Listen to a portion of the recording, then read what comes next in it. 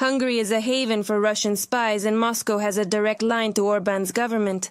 This is discussed in an investigation by the VIS Square project. Journalists discovered that the Kremlin organized an influence operation targeting the parliamentary elections in Hungary, which are scheduled to take place in April. Their goal is to strengthen the position of the ruling Fidesz party and ensure the re-election of Prime Minister Viktor Orbán. The Kremlin tasked a group of political strategists with interfering in the elections in Hungary in April 2026. According to our sources, the goal is simple: to keep Viktor Orbán in power. The person whom the Kremlin assigned to handle Hungary, Sergei Kiriyenko, the first deputy chief of Putin's administration. The plan is to deploy Russian experts in social media manipulation to the Russian embassy in Budapest, providing them with diplomatic or service passports. From a publication by Viskver. The leader of the Hungarian opposition party TISA, Péter Magyar, confirmed that the Fidesz party developed a disinformation campaign prepared jointly with Russian political strategists. According to him, in the coming days, videos created with the help of artificial intelligence will be spread on social networks. 14 fake discrediting videos have already been prepared, falsified using artificial intelligence, about the candidate from the TISA party and members of his family. These videos will be promoted using fake profiles for tens of millions of forints. I call on Viktor Orbán to immediately stop the planned series of election falsifications and to expel Russian agents from Hungary. Orbán's tactics and those of Russian propagandists are focused not only on domestic campaigns. One of the high-profile scandals was the detention of Ukrainian cash couriers. Employees of the state bank Bank were transporting money and gold, but Hungarian law enforcement detained them and confiscated the valuables. Later, Hungary's Minister of Construction and Transport, János Lázár, explained that the detention was a response to the cessation of oil supplies, directly through the Druzhba pipeline. Moreover, he stated outright that such actions could happen again in the future. In Kyiv, such rhetoric was called a threat. The Ministry of Foreign Affairs of Ukraine summoned the Hungarian ambassador and declared that pressure on Ukrainian financial institutions was unacceptable. Despite the diplomatic protest, the Orbán government decided to seize the confiscated funds and the gold, which caused even greater tension in relations between the two countries. The masks are off. Hungarian officials are no longer hiding their blackmail. They openly admit to taking hostages and stealing money in order to extort ransom. Such actions need to be called by their name: state terrorism. We call for clear international condemnation. Andriy Sybiha, Minister of Foreign Affairs of Ukraine, on Telegram. Let me remind you, at the end of January, the Druzhba oil pipeline was seriously damaged as a result of a Russian drone strike. Transit deliveries of Russian oil to Hungary stopped. Viktor Orbán, however, stated that he would allegedly force Ukraine to resume deliveries of Russian oil. And the president of Ukraine, Volodymyr Zelensky, explained that repairing the pipeline could take more than a month. I wouldn't restore it because it's Russian oil. That's my position. There are certain things, principles, that are priceless. They are killing us, and yet we are supposed to give oil to Orbán because he's poor and can't win elections without this oil. Today, the following information is being reported, that within a month or a month and a half, this oil pipeline could be operational again. But that doesn't mean that what was destroyed will be restored. Despite Orbán's attempts to hold on to power by various means, the expert notes that the current Prime Minister's approval rating is rapidly. We are currently observing a situation where the overall numbers and figures are steadily and consistently moving in a downward direction, showing a very clear and significant pattern of decline that continues to persist over time.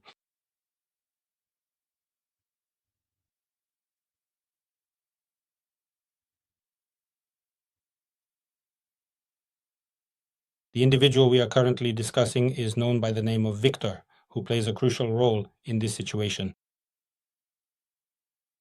Orbán ramped up his anti-Ukrainian rhetoric right before the elections in order to hold on to power, distracting attention from corruption and economic problems in the country. Let me remind you that earlier, Hungary blocked the adoption of the 20th package of EU sanctions against Russia, as well as prevented the transfer of 90 billion euros in EU loans to Ukraine. In addition, the day before, members of the Hungarian parliament adopted a resolution rejecting the prospect of Ukraine's membership in the European Union and further financing of its military needs at the expense of EU countries. This step runs counter to the policy of the majority of EU member states, which officially support Ukraine's European integration. Maria Jeluchenko for Freedom TV channel. Bohdan Ferens, candidate of political sciences, founder of the public organization Social Democratic Platform. Hello. Good morning. A very good morning to you, and hello there. Magdana, since of course many media outlets, especially investigative journalists, have written that the Russian Federation is now actively participating in these Hungarian elections, specifically on Orban's side, with political technologists being heavily involved in this. And how do you assess, to what extent are there currently opportunities in Hungary in principle, considering that Orbán still remains the prime minister and continues to wield certain influence, including within law enforcement agencies? So, to what extent is it even possible in principle to fight against disinformation and such aggressive political technological propaganda and the efforts of the Russian Federation in these elections? And will any forces be involved? Who could it be, the opposition? Can they influence this in principle? First of all, I would take into account that these technologies, which are indeed manipulative, and in my opinion, are more focused on dividing the electorate, on mobilizing the electorate of one politician or another, are directly reproduced more within the domestic political sphere. This is the first component, which needs to be understood. As for Russia's influence, well, directly, of course, they are interested in Orban preserving himself. The efforts they are making, I think, are not limited to just that. The context of political technologies, omnipresent or bot farms, there may also be other tools that, so to speak, are not on the surface.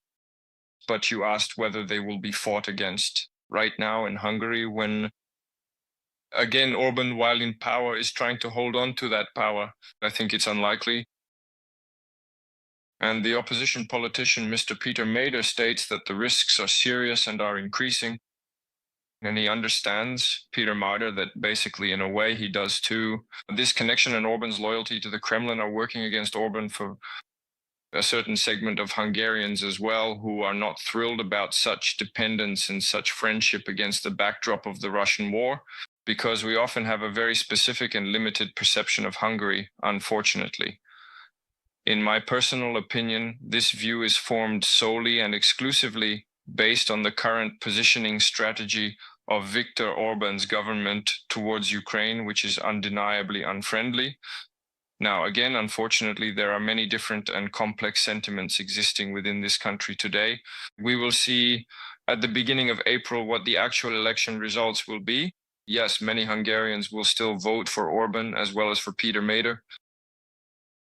Democracy exists. The right to vote exists, yes, with its own challenges, of course, and the administrative resources you mentioned, because Orban, his circle has become very seriously integrated into the governance system of this state over many years. But in any case, yes, there is a chance for renewal, and we'll see whether or not Hungarians will be able to take advantage of it. The seizure of Ukrainian cash-in-transit vehicles, well, to be honest, looks like highway robbery. How can he present this to his voters? Viktor Orban? Because it doesn't just look like robbery, but like a big, complicated Kremlin scheme to hit the oil pipeline so that oil supplies to Hungary are stopped. Hungary takes the cash-in-transit vehicles and isn't going to return the funds until Ukraine repairs the oil pipeline. Well, that's exactly how it looks, at first glance. Maybe we're missing something, maybe there are some complicated aspects to this. How can Orban sell this to his voters? There are no complicated aspects to selling this, because basically with Orban, it was predictable from the start. His political strategists who developed the campaign internally defined the Ukraine factor and support for Russia's war as a domestic political issue. And they integrated it quite seriously into the agenda, into the rhetoric, again, unfriendly rhetoric, which Orban used day after day and continues to use, both towards Zelensky and towards Ukraine. To put it in a slightly different way, this strategy is specifically focused on actively mobilizing and strategically influencing that particular segment of the electorate, mainly the demographic of older Hungarian citizens who live not in the big cities or major metropolises, but rather in the much smaller rural towns or the more remote countryside villages.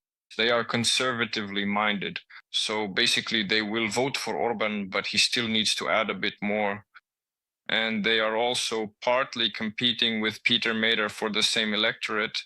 Although Peter Mader's electorate is younger, let's call them the Hungarian youth, who mostly live in big cities. So basically, initially the issue of supporting Ukraine, Orban.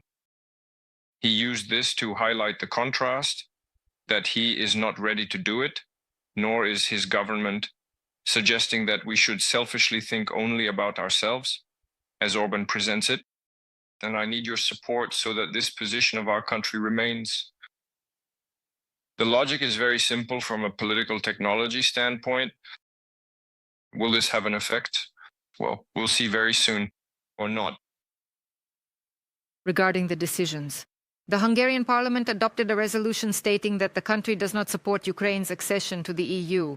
The document claims that Kyiv allegedly does not meet the membership criteria. The parliament is asking the government not to start negotiations on Ukraine's accession to the EU.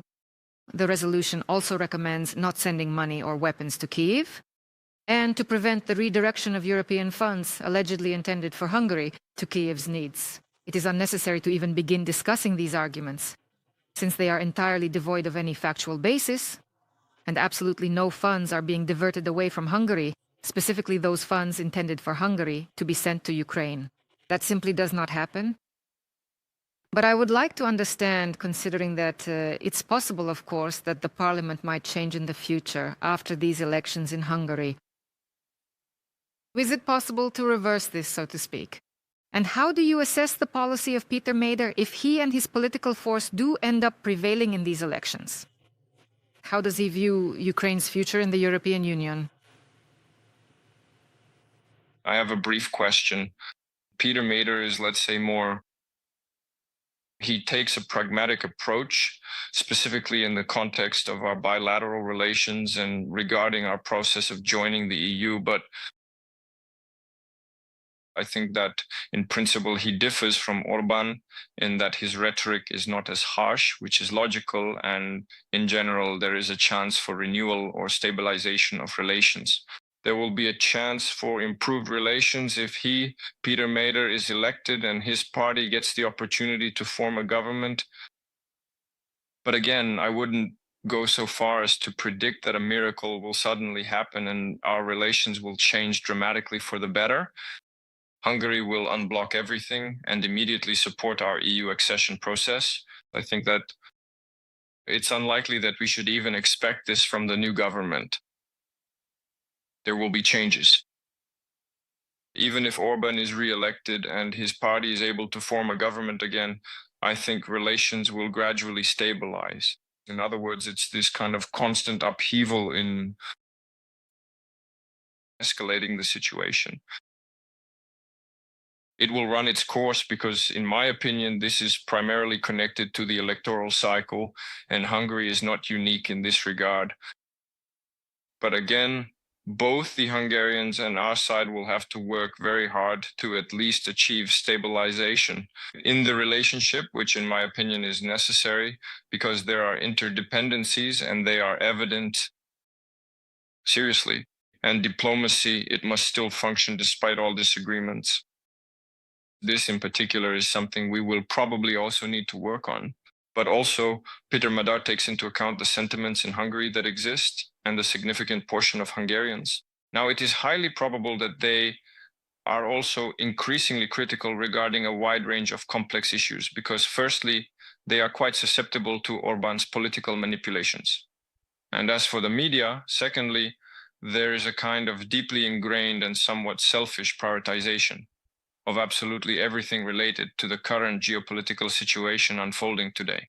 Furthermore, it is also very unlikely that Peter Mader will seriously change his rhetoric if he is elected, or the political approaches he currently favors, which could be potentially quite risky.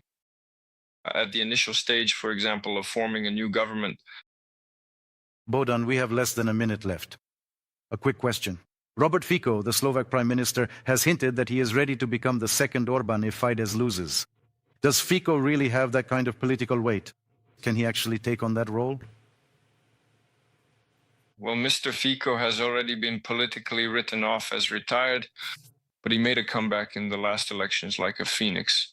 This was very unexpected for many, even for the citizens of that country themselves. So he will try. But again, in my opinion, Fico is more cautious in his plans and rhetoric. In other words, he maneuvers in different ways. A seasoned, battle-hardened politician. The comparison with the Phoenix was a good one. Thank you for joining our broadcast. Thank you for this conversation. Let me remind our viewers.